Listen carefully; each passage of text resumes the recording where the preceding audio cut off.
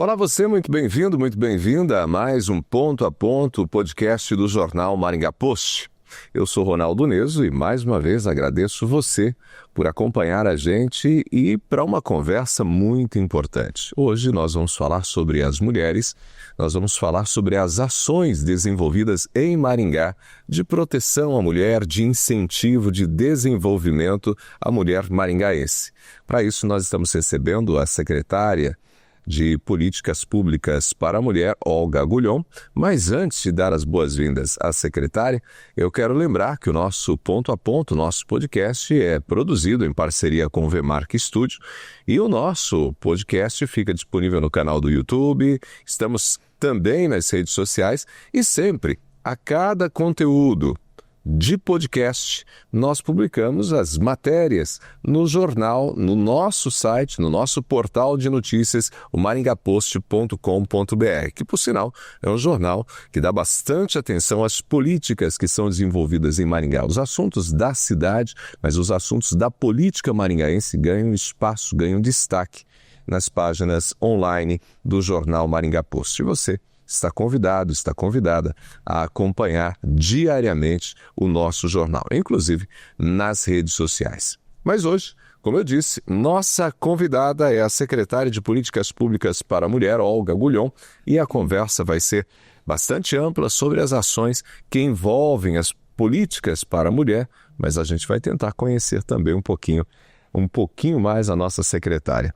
Secretária, seja bem-vinda aqui ao nosso podcast. Muito obrigado por aceitar o convite, estar com a gente. Tudo bem contigo? Tudo bem, graças a Deus. Nós que agradecemos esse espaço. Um prazer sempre conversar com você.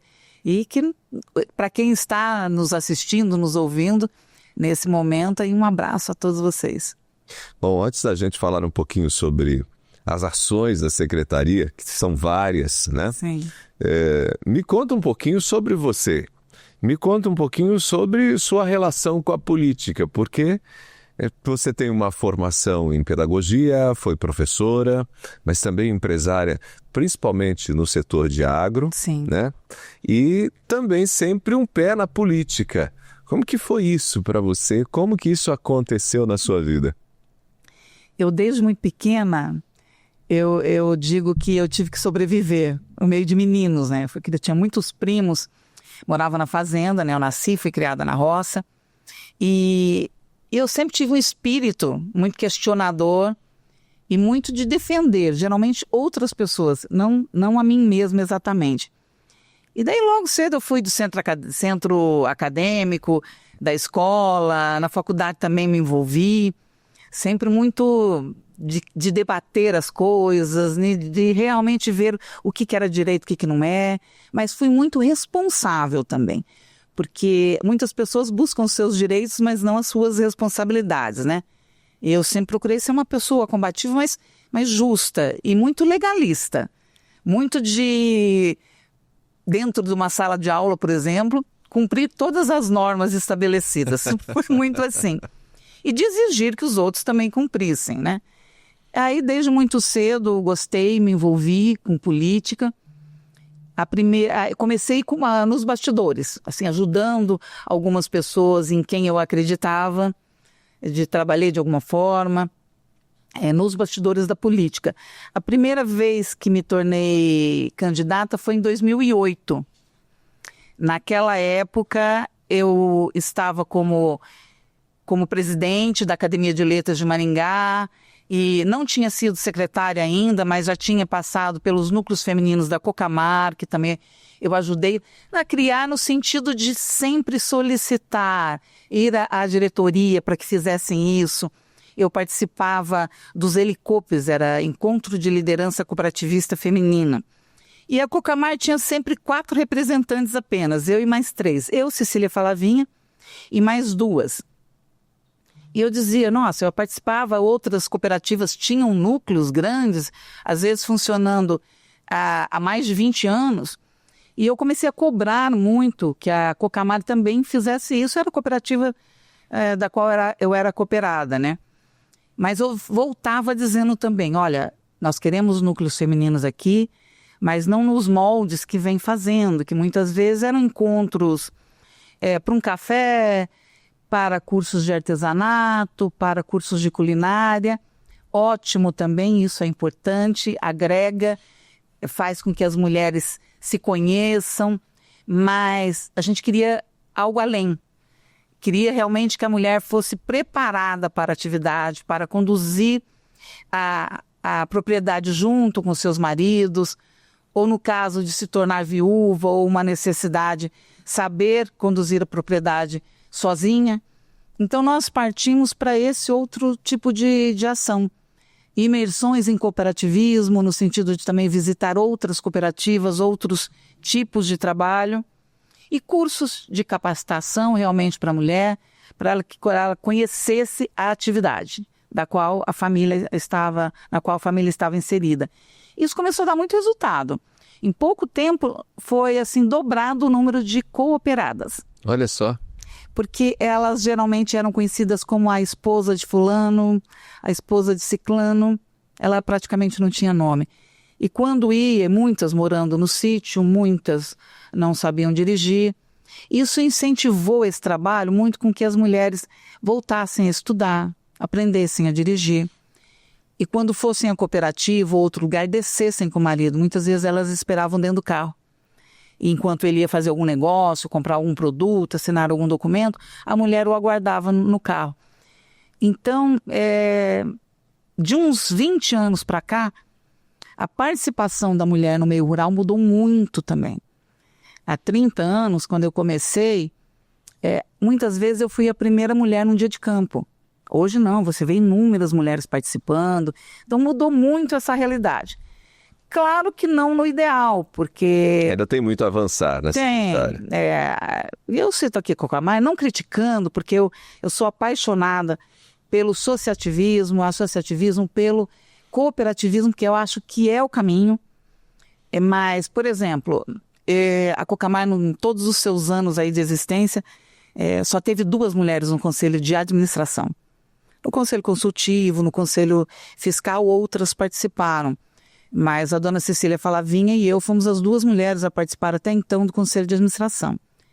Então, nesse aspecto, eu sempre fui em defesa da mulher, de espaços para a mulher, para que ela realmente, eu acho, fosse a protagonista, né? Ali da sua própria vida, da família, e não fosse simplesmente a sombra de um homem, ou do pai, ou do marido, né? Mas que ela tivesse o seu papel e mostrasse todo o seu potencial, que a mulher tem muito, né?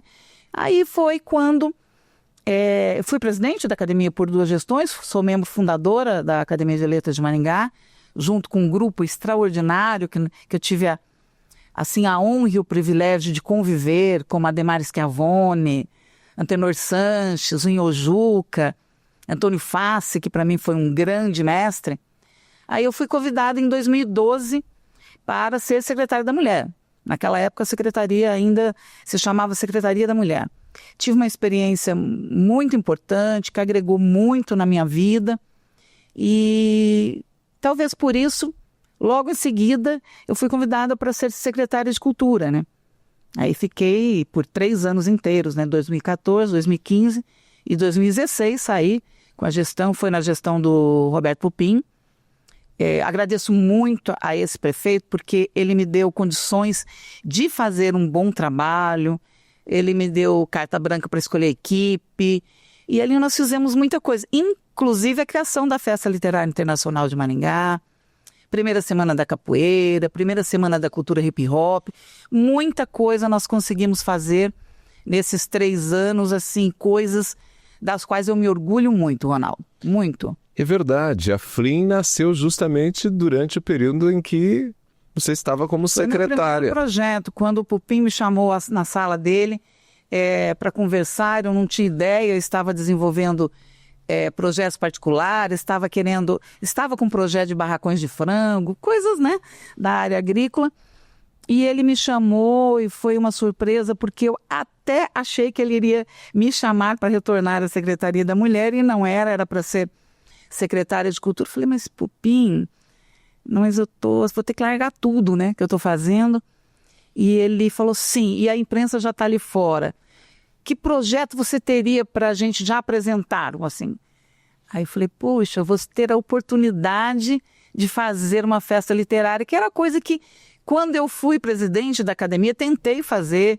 Já era um sonho do Antônio Fassi também, que foi presidente por muito tempo da academia. E aí eu vi a possibilidade. Eu acho que eu aceitei ser secretária porque Vislumbrando a Flim. Vislumbrando a possibilidade de fazer um grande festival literário em Maringá. E nós conseguimos fazer, porque logo em 2014 nós fizemos a primeira edição. Eu sempre digo que é necessário 3 edições para um evento estar consolidado, conseguir fazer essas 3 edições. Já a Flim de 2016 teve 6 dias já, a intenção era torná-la 8 dias, porque com 8 as editoras elas têm maior interesse de vir, né? Que o gasto para vir e para montar um stand e com as passagens do pessoal é praticamente o mesmo. Então elas preferem um tempo maior, porque dá tempo de vender mais e de aí resgatar o que investiu e ter um lucro, né?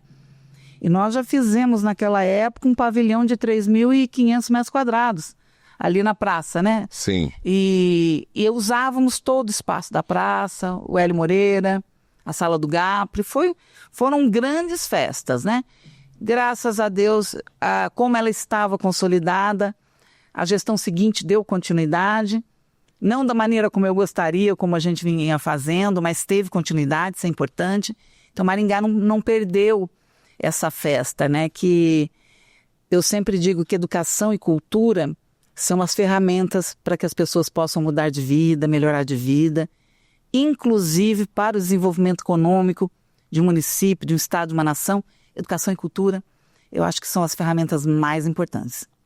E quando a gente fala de educação e cultura, embora a gente possa pensar justamente nessas pastas específicas, né? A Secretaria de Cultura, a Secretaria de Educação, mas a gente pode observar que também dentro de demandas como as que acontecem envolvendo as mulheres, a gente também precisa de educação e cultura. Tanto é que mesmo na pauta que talvez seja a mais delicada da Secretaria da Mulher, que é a violência contra a mulher, sim, a salvação passa por educar, né? Passa por dar ferramentas também para que ela possa ter uma independência emocional. E para isso nós temos o CRAM, que temos assistente social, psicóloga. A mulher precisa ter uma independência, ela tem que escolher ficar com a pessoa. E ela tem que ter uma independência econômica, porque muitas vezes, não que seja o único motivo, mas é um dos motivos pelos quais ela permanece numa relação. Então a Secretaria ela tem hoje 3 projetos que trabalham com a educação. Um é o Qualifica Mulher, que já existia, muito importante, nós dobramos o investimento nesse projeto durante 2025 e pelo Qualifica Mulher nós temos cursos de qualificação, de aprimoramento para aquelas que já têm um ofício e cursos profissionalizantes, que a mulher pode escolher aquilo que ela quer começar, caso ela nunca tenha trabalhado ou ela queira mudar de profissão, ou ela realmente queira aprender um ofício. Nós temos cursos longos. Temos o curso de cuidadora de idosos, por exemplo, que tem uma demanda muito grande hoje. É um curso de 160 horas. Né? A Prefeitura, por meio da Secretaria de Políticas para Mulheres, ela compra os cursos do SENAC, do SENAI, e ela oferece gratuitamente às mulheres. Nós, com o instrutor, com professores, com camisetas, com todo o material necessário para o curso, e ela sai de lá com um certificado profissionalizante dessas instituições importantíssimas. E nós ajudamos essa mulher também, juntamente com a CETRAB, a Agência do Trabalhador, nós realizamos diversos feirões de empregabilidade específicos para mulheres. Temos ajudado também a que essas mulheres consigam fazer o curso e depois já ingressar no mercado de trabalho, que é importante. Nós também criamos esse ano o Educa Mulher, que são cursos, não são aqueles oferecidos pelo Qualifica, mas importantes. Inclusive cursos que colocamos nesse pacote cursos de Libras, cursos de informática, o Idosas Conectadas, que tem sido um sucesso muito grande, vários outros cursos. E criamos também o Feito por Elas, que daí nós trabalhamos com cursos de artesanato. Também é uma forma, Ronaldo, de agregar valor nos produtos que elas já fazem, porque a artesã também tem possibilidade de uma renda, às vezes uma renda extra, ou às vezes a principal.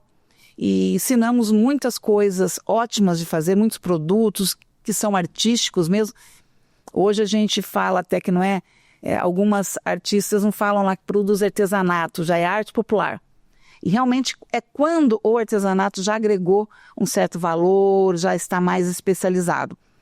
E essas mulheres, então, ali também tem um efeito terapêutico, esses cursos, para as mulheres. É óbvio que não é terapia, mas tem um efeito terapêutico porque elas passam tempo ali convivendo com outras mulheres, saindo das suas casas, dos seus casulinhos ali, conhecendo outras realidades.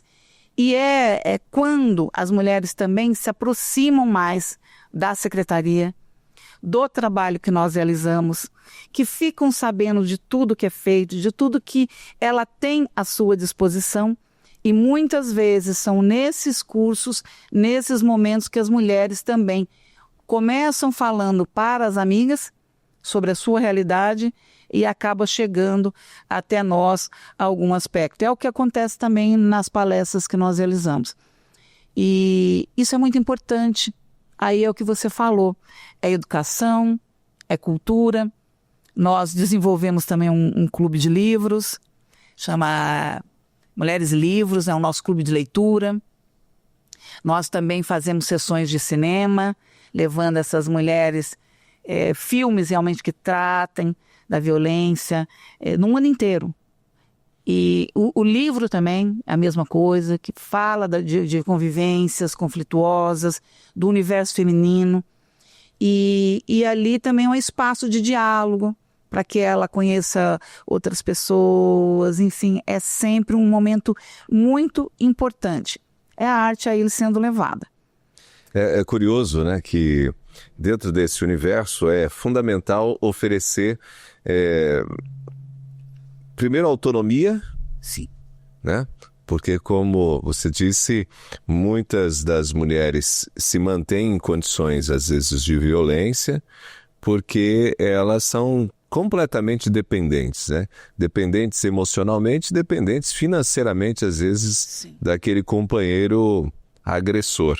E também, ao mesmo tempo, nesses cursos, você tem a possibilidade de desconectar um pouco daquele universo que às vezes está ali, né, de tensão e trazer para um outro espaço que traz uma certa leveza, ajuda a pensar melhor, a refletir melhor sobre o que está acontecendo. Já tem a rede de apoio ali do lado, né, com outras mulheres, uma ajuda a outra. Quer dizer, quando essa mulher ela entra nesse universo que é oferecido pela Secretaria de Políticas Públicas para a Mulher, ela consegue muitas vezes perceber que existe chance para ela, né? Isso, Verônica diz, nossa, você interpretou e concluiu de maneira magnífica tudo isso que nós conversamos até agora. É exatamente isso.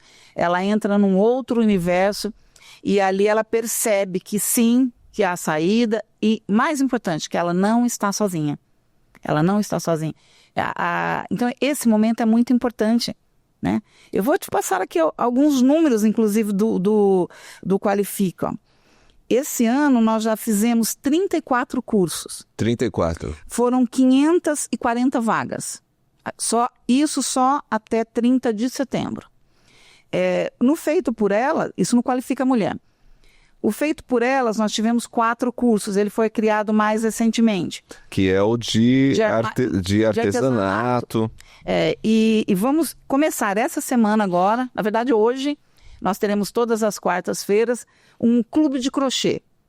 Quem quiser participar. Aí, vale lembrar, Ronaldo, que não são para mulheres que estejam passando por violência doméstica.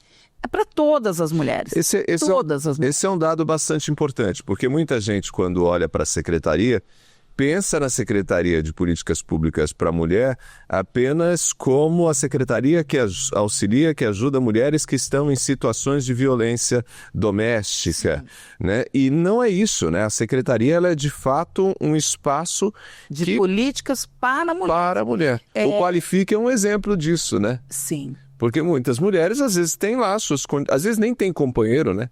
Às vezes nem tem. Nem tem, ou às vezes até tem, mas quer melhorar. São ótima. Tem uma boa relação, mas quer melhorar a sua condição de vida. Até para um negócio em que os dois trabalham juntos, ela também quer melhorar.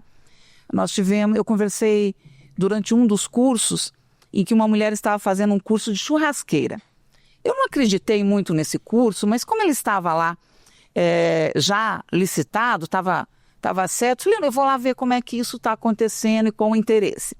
Estava lotado, as mulheres super contentes. Muitas estavam fazendo o curso porque estavam começando a fazer almoço para fora, trabalhar, né? Cozinhando, fazendo eventos. Vai fazer churrasquinho. E tinha uma mulher que ela falou que ela e o marido haviam adquirido muito recentemente um pequeno restaurante. E havia lá uma churrasqueira, nem o dono anterior, nem eles estavam usando. E ela foi fazer e já tinha incluído, inclusive, no cardápio, algumas coisas que ela tinha ensinado. Eu fui na formatura lá do curso e todas estavam muito contentes. Então é isso. E esses cursos, eles fazem com que a mulher ela tenha esse protagonismo, esse empoderamento, que vai fazer com que ela não entre ou não ature, não permaneça num relacionamento abusivo. Então, são trabalhos de prevenção, na verdade. Todos os nossos eventos, todas as nossas ações, ela tem um fundo a violência. Ou para combater a violência já existente, ou para a gente prevenir que as mulheres necessitem ficar num ambiente em que elas estejam ali sofrendo qualquer tipo de violência, seja física, emocional, né? Qualquer uma delas. Aí, no Educa Mulher, já foram 12 cursos, mais 240 vagas oferecidas. Então, é um trabalho muito importante esse, que é o que você falou no início, que envolve a questão da educação. E eu, como uma ex-professora, que sou pedagoga, que também tem uma relação com a cultura muito forte, onde eu vou, eu levo isso. Até para as mulheres rurais também. Onde eu for, eu levo as mulheres rurais, eu levo, na verdade, as mulheres todas junto comigo, procurando espaços, não só para mim, mas para todas, porque você estar num local sozinho também não tem a mínima graça. E não é o meu perfil. Eu sempre gostei e para mim é importante. Eu poderia estar viajando nesse momento? Poderia. Mas eu não me sentiria bem no sentido que eu preciso, eu acho que considerar a minha existência de alguma forma boa, produtiva, deixando algum legado, alguma coisa boa para os próximos, um exemplo para as minhas filhas, para os meus netos. Eu necessito disso. Né? O meu marido às vezes brinca que fala que a gente não veio ao mundo só para gastar oxigênio, né? A gente veio para fazer com que ele se torne minimamente melhor ali no nosso espaçozinho, que seja, né? Então, eu acho que estar na Secretaria de Políticas Públicas para Mulheres nesse momento é ajudar outras mulheres a conseguir um espaço, a protegê-las e salvar vidas, porque o trabalho salva vidas ali. A exemplo do que a gente faz de parceria com as patrulhas Maria da Penha, da Guarda Civil Municipal, da Polícia Militar, através do Botão do Pânico. Então, esse trabalho, ele realmente salva vidas.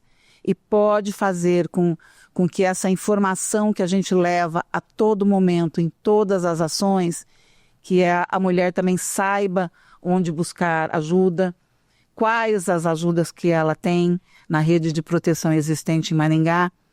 Isso salva vidas. E é o que a gente quer. E eu quero aproveitar e tratar justamente disso, né? De levar informação. A gente conversava aqui um pouquinho antes do nosso início do podcast, da nossa gravação, justamente sobre informação, né? as ações práticas, como os programas que são desenvolvidos, eles são realmente muito importantes, necessários. Mas me parece que a informação que é levada pela secretaria talvez seja o ponto mais importante. Porque chama a atenção, você me falava sobre isso, que muitas mulheres às vezes não sabem que elas estão numa condição de violência ou que elas têm uma rede de apoio que pode auxiliá-las para sair daquela condição. Isso chega a ser assustador, né? Quando a gente pensa, estamos em 2025, né? Estamos em pleno século XXI, e algumas mulheres, com toda a legislação que existe de proteção para a mulher, não saber o que é uma violência, quais são, digamos, os direitos que elas possuem, quais são, digamos, as redes que estão disponíveis para auxiliá-las. E esse é um trabalho que a Secretaria hoje tem se dedicado muito a fazer, né? Oferecer essa informação, ir até onde essa mulher está. Me conta um pouquinho sobre essa experiência, secretária. Todas as ações, realmente, em todas elas nós levamos. Todo início de curso, a mulher recebe um kitzinho com os folders que nós temos. Ali tem toda a rede de proteção, tem os números de contato, tem os trabalhos que nós realizamos. Nós fazemos blitz educativas também com a Polícia Militar e com a Guarda Civil Municipal. Nós já fizemos esse ano, deixa eu ver aqui quantas foram. Foram seis blitz. E nessas blitz educativas, nós também conversamos com as pessoas que estão passando na rua. Nós abordamos de uma maneira um pouco mais prolongada, quando elas querem informação, né, claro. E também paramos os carros nos semáforos, entregamos material de divulgação. Isso também muda muito. Aí nós fazemos as palestras que nós chamamos colocamos um projeto que chama Ser Mulher Itinerante. Nós levamos para os bairros, nas UBSs, e sempre tem um público bom.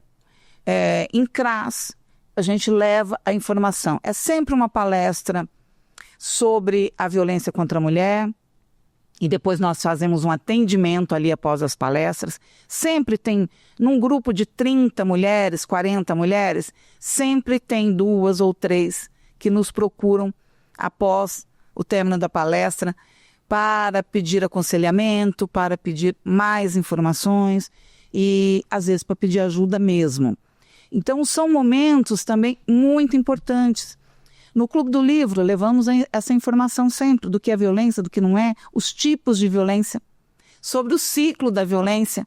O ciclo é importante ser conhecido, porque como ele tem aquele período de lua de mel, depois tem aquele período de aumento de tensão, até a explosão, mas depois retorna a lua de mel, nesse momento, após a explosão, em que a mulher geralmente, ela sofre violência física grave, mas logo depois ele manda flores, ele pede perdão de joelho, diz que nunca mais vai acontecer aquilo.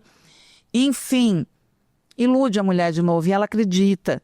A mulher tem uma tendência, eu acho que talvez até uma tendência meio maternal, de querer resolver as coisas. Muitas vezes ela acaba se tornando até mãe daquela pessoa, porque ela quer consertar, ela quer ajudar. E, na verdade, não vai conseguir. É o que a gente sempre diz. É muito difícil mudar um homem agressor, a não ser que ele faça muita terapia.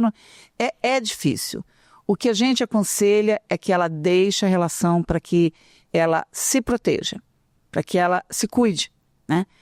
E essa informação, Ronaldo, em todos os momentos, nesse mês de outubro agora, com Outubro Rosa, nós temos feito muitas palestras sobre a prevenção do câncer de mama, do colo do útero também. Aí nós levamos mastologistas, parceiros, para falar sobre o câncer. Logo após vem outra palestra sobre violência. Então são eventos que se completam. E levar informação sobre a saúde da mulher também é muito importante. É uma maneira dela se cuidar. E a violência é uma maneira da mulher que mais faz com que ela se descuide da saúde.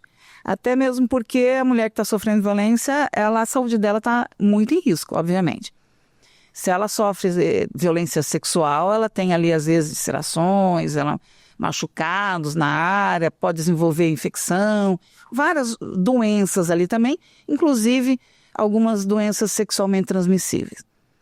Se ela está sofrendo violência psicológica, violência física, ela começa a deixar de gostar da vida. Ela vai se entregando. É uma perda de amor próprio, né? De amor próprio. A autoestima zero. Ela vai se destruindo devagarzinho. Aí chega no momento de depressão, muitas mulheres começam a pensar em suicídio. Já atendemos no CRAM muitas mulheres que chegam lá com ideias de suicídio sem saber o que fazer. Ela não vê uma luz no fim do túnel, ela não vê uma perspectiva de melhora na vida dela. Então, essa mulher que está em depressão, que está nesse estado, o risco dela desenvolver doenças também é muito grande. O estado emocional influencia bastante na saúde física também, né? E então nós procuramos, como eu falei, atender as mulheres, todas as mulheres como um todo, levando a ela uma autoestima, elevando a autoestima dela, levando saúde, levando informação, para que ela tenha uma vida plena, melhor, que conquiste seu espaço, que se desenvolva plenamente. É isso que a gente quer. E em pleno 2025, você falou de 2025. Era de se esperar a violência contra a mulher em 2025, na era da inteligência artificial? Não é absurda essa ideia? Né? Infelizmente a gente tem, né? Em muitos casos, né? Em muitos casos. E assim, os homens não param de atentar contra a vida das mulheres, né? Aqui em Maringá, nós estamos com 0 feminicídio. Eu sempre digo que é um número aceitável, 0, desde 2024. Mas as tentativas não deixam de acontecer. O botão do pânico tem salvado, porque a mulher que está com medida protetiva e está com o botão do pânico, realmente se ela percebe o marido no quintal ou chegando na casa ou batendo na porta, ela acionando o botão do pânico, dá tempo da Guarda Civil Municipal chegar até lá e salvar essa mulher. Deixa eu aproveitar essa história do botão do pânico, secretária, que eu acho que é legal a gente explicar direitinho para quem está acompanhando a gente como isso funciona. A gente sabe que os casos de violência lamentavelmente acontecem. Sim. Muitas vezes a mulher ela faz a denúncia. Ao fazer a denúncia, às vezes ela consegue, por meio do juiz, uma medida protetiva, e a medida protetiva, ela aponta ali que aquele homem deve permanecer a uma distância mínima daquela mulher, ou seja, ele não deve chegar perto, não deve se aproximar, é isso que a medida protetiva prevê. Mas, lamentavelmente, não faltam casos no Brasil de mortes com mulheres que têm medida protetiva. Recentemente tivemos um caso, inclusive aqui em Sarandi, né, cidade vizinha a Maringá, de uma mulher que tinha medida protetiva e ainda assim foi assassinada pelo seu ex-companheiro. Em Maringá, a mulher que tem uma medida protetiva, ela pode ir à Secretaria da Mulher e solicitar o botão do pânico. Esse botão do pânico salva vidas. Explica pra gente por que o botão do pânico salva vidas, secretária. O botão do pânico não necessariamente é um aparelhinho ali físico. Até inicialmente era, mas ele tem sido substituído por um aplicativo no celular. Aí é um número indefinido de mulheres que podem ter o aplicativo. Ele também é uma determinação judicial para que a gente forneça esse botão. A gente chama de botão do pânico ainda, mas existe... Porque era de fato um botãozinho do pânico. Ainda existe para que há poucas mulheres que solicitam, que não têm nenhuma familiaridade com o celular, mas é difícil hoje. Nós ainda temos lá uma quantidade, cerca de 10 apenas, para essas mulheres. Ele é mais fácil de ser identificado, inclusive, né? Que uma coisa estranha, se a pessoa achar no meio dos pertences da mulher, também pode pegar aquilo lá e quebrar e identificar que é um botão do pânico. No celular, aí não tem um número definido, a gente pode ter quantas precisarem. 400, 500 mulheres, enfim, não há um número definido. O que a prefeitura compra é a tecnologia, né? De rastreamento, inclusive. Poucas empresas têm, mas nós fazemos por meio de licitação. Até então, havia uma licitação, anterior já não podia mais fazer nenhum aditivo, nós tivemos que fazer esse ano de 2025 uma outra licitação.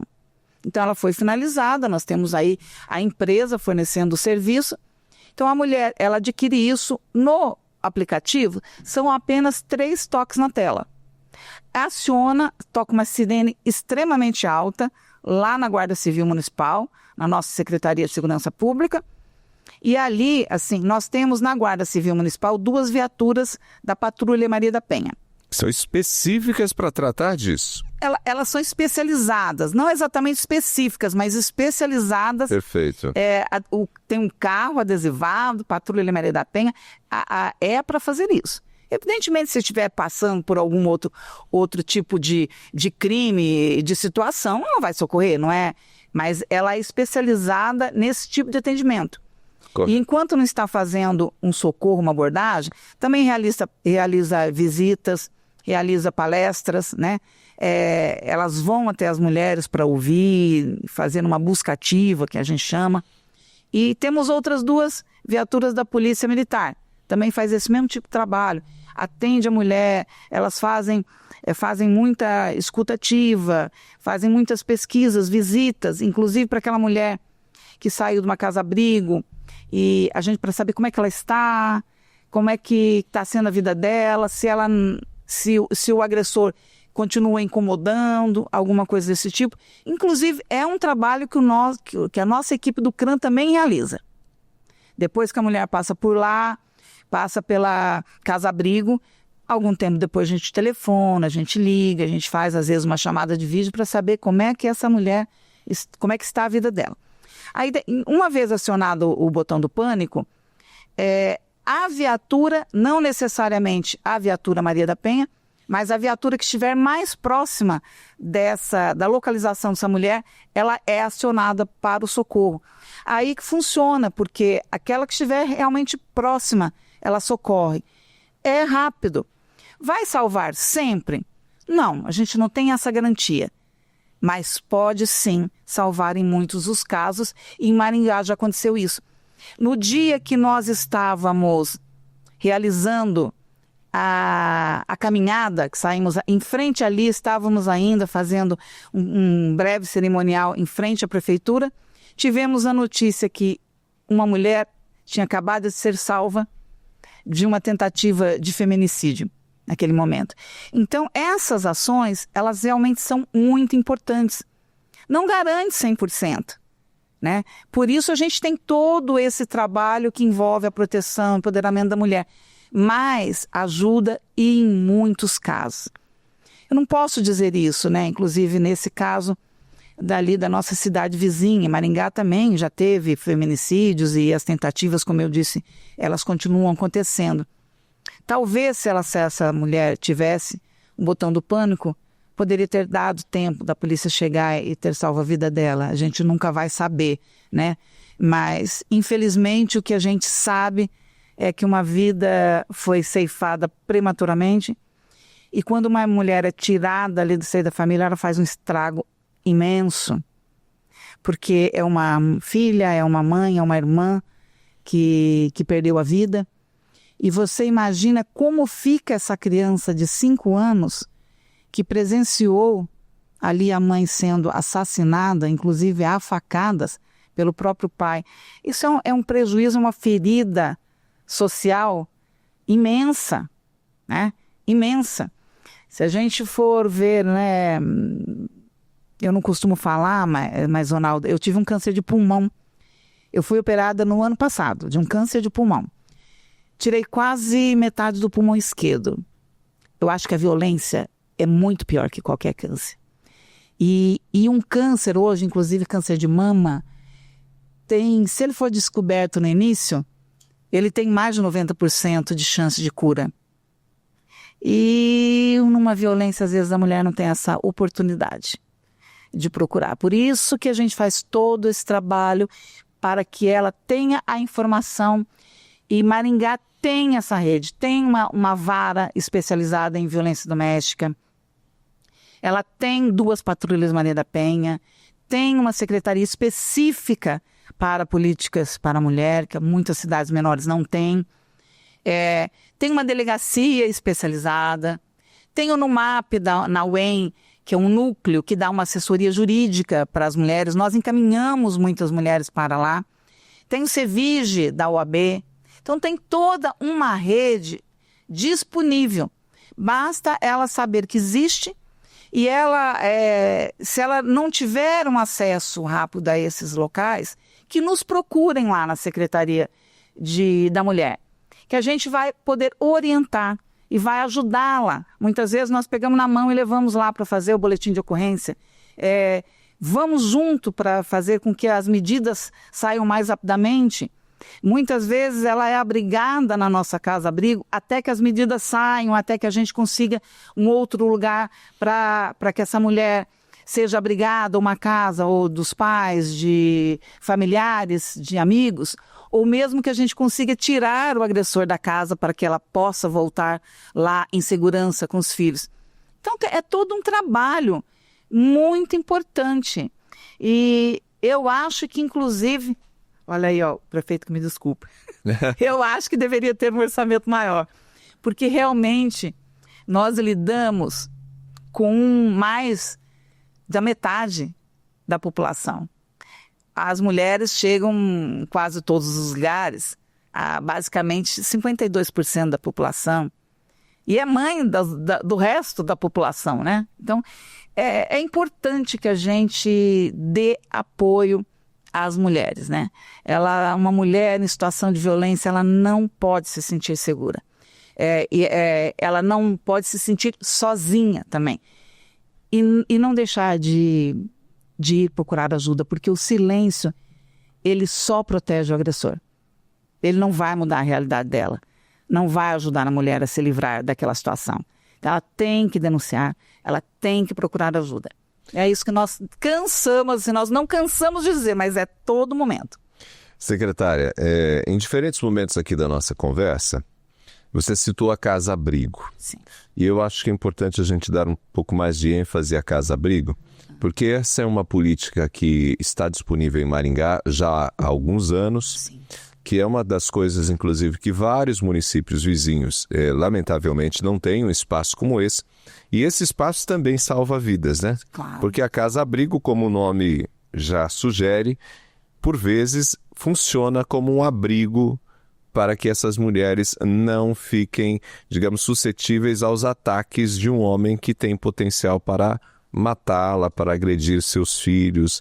Conta um pouquinho para a gente sobre como funciona a casa-abrigo. A porta de entrada é sempre a secretaria, o CRAM, né? Antes de ser abrigada, ela passa pelo assistente social, ela passa pela psicóloga, e que daí a gente percebe a necessidade de abrigamento. Quando ela sofre a violência fora do horário de trabalho, o CRAM só funciona em horário realmente da prefeitura. A casa-abrigo, sim, 24 horas, e a coordenadora também fica de plantão. Nós recebemos e abrigamos a mulher qualquer horário do dia, da noite, sábado, domingo, feriado. A maioria dos casos de agressão acontecem à noite ou acontecem sábado, domingo. Geralmente após um churrasco de família, após o jogo de futebol acontece muito. O marido ou bate na mulher porque o time ganhou ou bate na mulher porque o time perdeu. Então é assim... Ganhando ou perdendo, a violência acontece. Aí quando ela procura a polícia, ela vai lá. Nesse caso também, a delegacia da mulher, a delegacia, infelizmente, ela também só funciona em horário comercial. Há sempre a solicitação de que funcione 24 horas também. Nós já conversamos com a delegacia daqui, já conversamos com a doutora Luciana Novaes, que é a delegada, né, de Curitiba, delegada de todas as delegacias especializadas do Paraná. Também já fomos a Curitiba conversar com ela. Infelizmente, hoje ainda não há a possibilidade de a delegacia funcionar. Mas, enquanto isso, também já conversamos com o doutor Adão aqui, o delegado da 9ª SDP, e ali elas também têm a possibilidade de ser atendidas de uma maneira diferenciada, em sala, em separado. Ela não tem acesso a outros lugares. Ela já vai logo sendo direcionada para uma outra sala em que ela se sinta mais confortável. Então, ela sendo atendida pela polícia, também eles já nos acionam e a gente abriga no final de semana, à noite, em qualquer horário. Aí, nesse caso, ela vai passar pelo CRAM logo na data seguinte, na segunda-feira, ou se é um dia à noite, logo no dia seguinte ela passa pelo CRAM. Mas a gente abriga de qualquer forma. Ela fica lá, geralmente é um prazo de 3 meses, prorrogável para mais 3. Enquanto isso, nós temos que oferecer a ela um reinício, uma outra solução. Geralmente ela não fica. Os casos geralmente ficam menos tempo que isso. Mas é um tempo muito necessário para que ela realmente consiga a medida protetiva, a gente consiga, muitas vezes, um aluguel solidário para ela, dar um encaminhamento, um emprego, enfim. Nós vamos lá ajudar essa mulher. Para a casa-abrigo, é levada a mulher com risco iminente de morte. Muitas vezes o marido, ela não sofreu uma agressão física grave, que machucou muito fisicamente, mas está passando por uma violência psicológica e o marido está ameaçando. Como nós não sabemos até que ponto a loucura vai ali e a gravidade da situação, se ela realmente estiver se sentindo muito ameaçada, em perigo, nós abrigamos, até a gente entender ali melhor a situação. Ela vai com os filhos para a casa-abrigo. Nós temos capacidade lá para receber até 8 famílias. Então, são 8 suítes, temos uma lavanderia coletiva, uma cozinha muito grande, totalmente equipada. Até máquina de fazer pão ali a gente tem, Ronaldo. Tudo. E um espaço de convivência bastante grande. O espaço externo da casa é muros altos, totalmente seguro, guarda civil municipal 24 horas. Mas temos também até uma ATI lá para ela fazer um exercício. Nós temos um pequeno parquinho para as crianças. Temos também uma educadora infantil e 4 educadoras de base que se revezam lá 12 por 36, atendendo as mulheres lá, dando um suporte. É claro que elas também não poderiam ficar sozinhas, tem que ter funcionário lá. E temos uma coordenadora desse trabalho ali, mais a funcionária de administrativo, tem as operacionais, né, que fazem a limpeza. Mas é uma equipe também preparada para que não saia, o endereço é sigiloso, elas têm que saber disso, não podem usar celular lá dentro da casa, as mulheres também não ficam com celular lá, elas podem ter alguma recaída, ou o companheiro pode localizar via celular, ou ela pode ligar para conversar, para tentar resolver a situação de alguma maneira, e ela pode pôr a própria vida em risco e as das outras abrigadas também. Então, essa casa é muito importante. E nós estamos realmente estudando uma possibilidade, porque pela experiência nossa agora de janeiro até agora, nós tivemos no máximo 6 mulheres, geralmente de 4, 5, 6 mulheres abrigadas. Então, o máximo que nós tivemos até esse período, e que nós temos de conhecimento também de outras gestões, conversando com a equipe lá do CRAM, nós nunca tivemos mais que 6. Então, nós temos aí 2 vagas sempre disponíveis, então estamos estudando a possibilidade de fazer parcerias, ou através de um convênio, um consórcio, ou mesmo de compra de uma vaga durante a permanência dessa pessoa, para que a gente possa atender também Sarandi, Paissandu, Floresta, até Cianorte tem também nos procurado, porque não tem lá, em casos específicos. São muitos? Não, mas esse ano nós já atendemos, acho que 2 casos de Paissandu, um de Floresta. Não é obrigação de Maringá. Sim, porque obrigação a casa, legal. ela não é uma obrigação legal, mas diante de uma ou outra situação, nós nos vemos numa situação realmente de que temos que salvar uma vida, e a gente acaba abrindo uma ou outra exceção, ajudando os municípios vizinhos que não têm condições como Maringá tem. Mas nós estamos formalizando esse trabalho até para que os municípios tenham essa possibilidade de acolher as mulheres residentes, né, nos municípios vizinhos, mas também colaborem com Maringá, ajudando a custear a permanência dessas mulheres.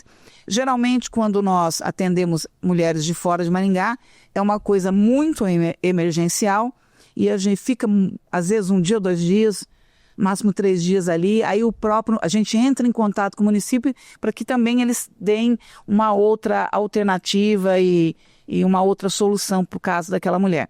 Mas nós não vamos deixar de atender no caso de uma extrema necessidade e emergencial, né? Então a gente acaba atendendo. Evidentemente, né, se a gente tem a possibilidade de um modelo de consórcio, algo do tipo, né, para quem está acompanhando a gente, isso fica muito mais tranquilo, porque, né, isso tem custo e o custo hoje tem sido arcado pela Prefeitura de Maringá, ou seja, pelo munícipe maringaense. Então é importante, quem sabe quando atende, né, alguém de Sarandi, quando atende alguém de Floresta, de Cianorte ou de algum município da região, se houver a possibilidade de um convênio, digamos, os custos acabam sendo de responsabilidade dessas prefeituras. Bom, para a gente terminar, eu quero um último assunto que a gente identificou aqui também na nossa conversa prévia, que é a violência que tem acontecido com muita frequência contra idosos. E eu acho que é importante a gente trazer esse alerta. Sim. E é uma violência que acontece às vezes contra os idosos e muitas vezes por parte da própria família, pelos filhos, né? E esse tipo de violência vocês também têm identificado muitas vezes nessas palestras que são ofertadas em diferentes espaços da cidade, quando a Secretaria da Mulher vai até um bairro, vai até uma unidade básica de saúde para dar uma palestra. Conta para a gente um pouquinho o que vocês têm identificado. A gente tem realmente aproximado, inclusive com aquele curso que eu citei aqui, né? De idosas conectadas, as mulheres também têm nos procurado para fazer cursos de artesanato ou alguns outros, as mulheres de mais idade. E nessas palestras, realmente, muitas vêm nos procurar. Foram atendidas, Ronaldo, deixa eu ver aqui o número, que eu sou péssima em números. Olha, nós atendemos com a Ser Mulher Itinerante, só com esse projeto de Ser Mulher Itinerante, 17.007 mulheres. Porque a gente faz, temos como? Porque a gente pega, tem lista de presença, né? As mulheres ali preenchem formulário e tudo, só no Ser Mulher Itinerante. Ao todo, com os nossos projetos hoje, até agora, foram 25.475 mulheres. Sempre tem idosas no meio. E o que elas nos relatam e vêm pedir ajuda? Infelizmente, as mulheres idosas, às vezes 70, 80 anos, ou até mais, elas não querem denunciar, porque estão sofrendo violência por meio de uma filha ou de um filho, muitas vezes usuários de droga, outras vezes não, é por questão de violência patrimonial mesmo. Essas mulheres ali têm uma aposentadoria, os filhos pegam o cartão da mãe. Nós já ficamos sabendo de casos em que pegaram a assinatura, passaram uma casa, que era o único bem ali da mãe, que tinha uma casa e aposentadoria. Passaram a casa para o nome dos filhos, depois expulsam a mãe de casa, ou mandam para um abrigo qualquer, e, enfim. Essa é uma violência patrimonial, um crime bastante grave, né? Porque nós temos, inclusive, o Estatuto do Idoso. Mas nós temos muitas mulheres. Aí nós tentamos ajudá-la de alguma forma, ou conscientizar também, mas geralmente ela não quer. Ela não quer denunciar. Porque uma mulher, nós até brincamos aqui, né, antes, nos bastidores, que a mulher, ela já é difícil ela denunciar e querer que um companheiro ou ex-companheiro vá preso, principalmente quando é pai dos filhos dela. Já é difícil.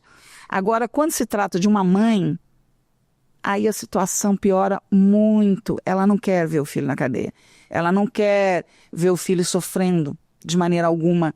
Então, muitas vezes, ela vai sofrendo uma violência por anos. Principalmente quando a mulher é viúva ali, os casos se agravam. Então, ela sofre violência física, muitas vezes, mas pelo menos a emocional e a patrimonial.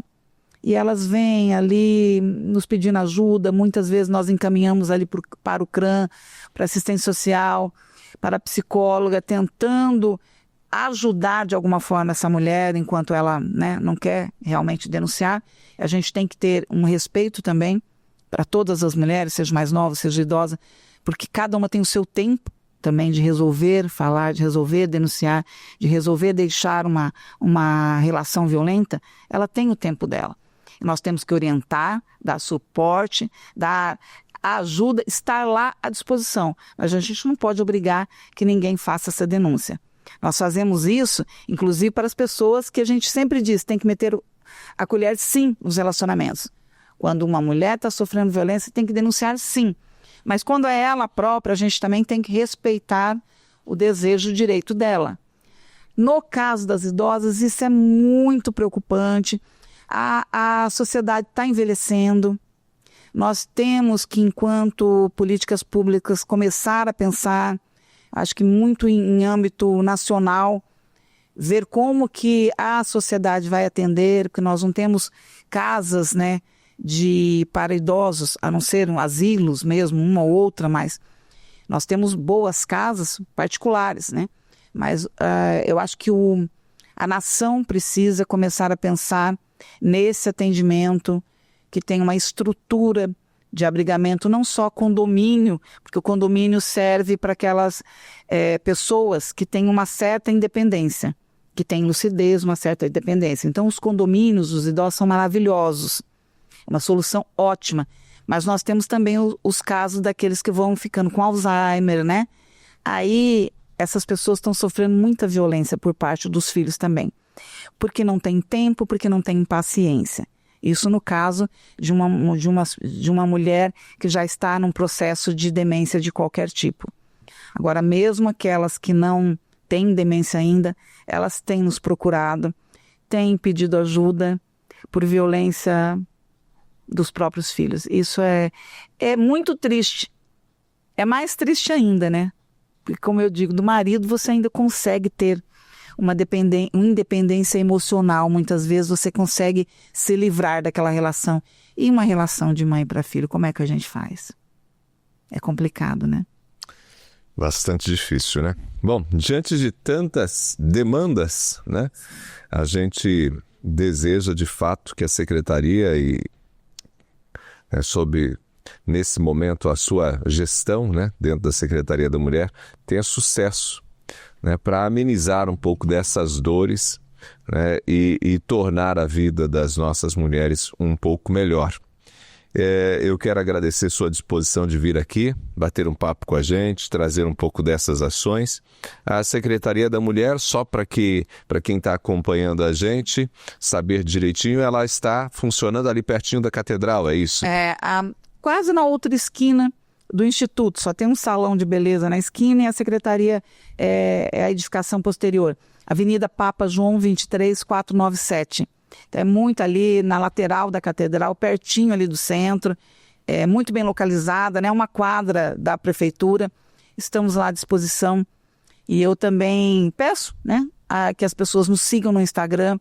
O Instagram da Secretaria ele todo dia tem novidade. Nós postamos lá tudo que está acontecendo, as vagas em aberto. Estamos, inclusive, pedindo estagiários, nós estamos necessitando de estagiários, estamos com vagas abertas e tudo ali postamos no Instagram e pedimos que as pessoas nos sigam para que saibam tudo que nós fazemos e tudo que está à disposição das mulheres. Como a gente disse, né?